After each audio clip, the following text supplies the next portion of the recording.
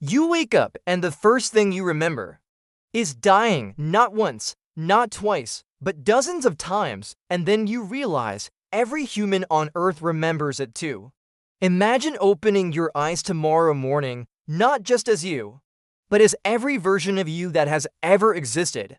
You remember wars you never studied, faces you've never seen, pain you never felt in this body. You remember being stabbed, burned alive, left to starve, and you also remember loving someone so deeply that losing them broke you. And then a terrifying thought hits you.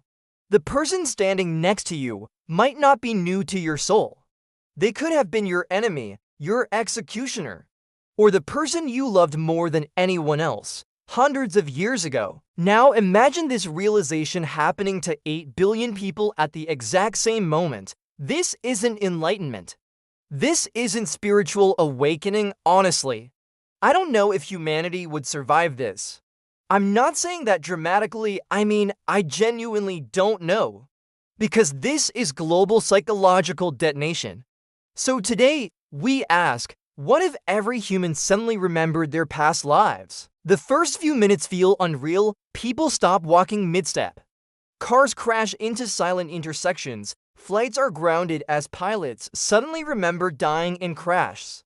Not in this life. Hospitals overflow, not with injured bodies, but with shattered identities. People scream names that don't exist anymore. Languages extinct for centuries spill from human mouths. A 23-year-old woman collapses in tears. She remembers burying her children, not yesterday, but in the year 1420. A man locks himself inside his apartment because he remembers being publicly executed in the same city. By a cheering crowd, police don't know who to arrest. Doctors don't know which version of a patient they're treating. Because the question is no longer, who are you? It's which life is speaking right now. 6 hours later, something irreversible happens. Across the world, millions of people stop responding. They're alive, breathing, but mentally gone. Doctors call it memory overload shutdown. The human brain simply refuses to choose one identity. Entire cities fall silent. Governments declare global mental emergencies. And for the first time in history, humanity understands something terrifying. We may not survive remembering ourselves, and this is the part that scares me the most.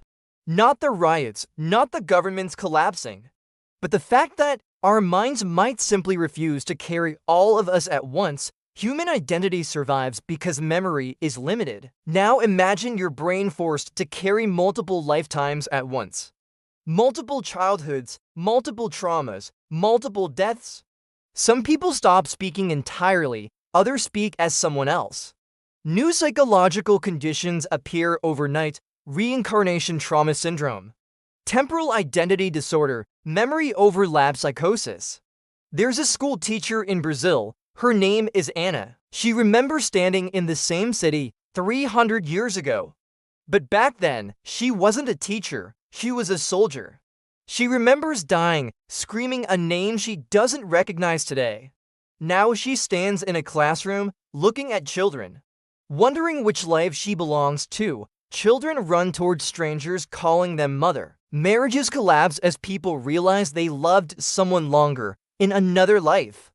Therapists face an impossible question: which life do you heal first? For millions of people, there is no answer. If this happened to you, would you want all those memories, or would you beg to forget them? Then the past stops being personal, it becomes political. A man in Europe remembers being a king. A woman across the world remembers fighting under him as a general. Borders suddenly feel wrong.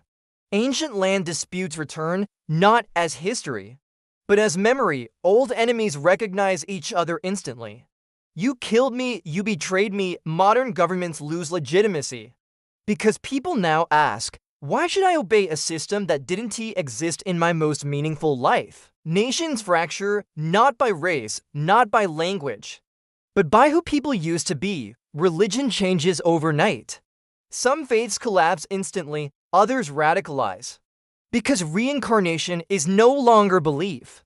It's remembered fact. People say, I remember death. And this wasn't heaven, New movements rise.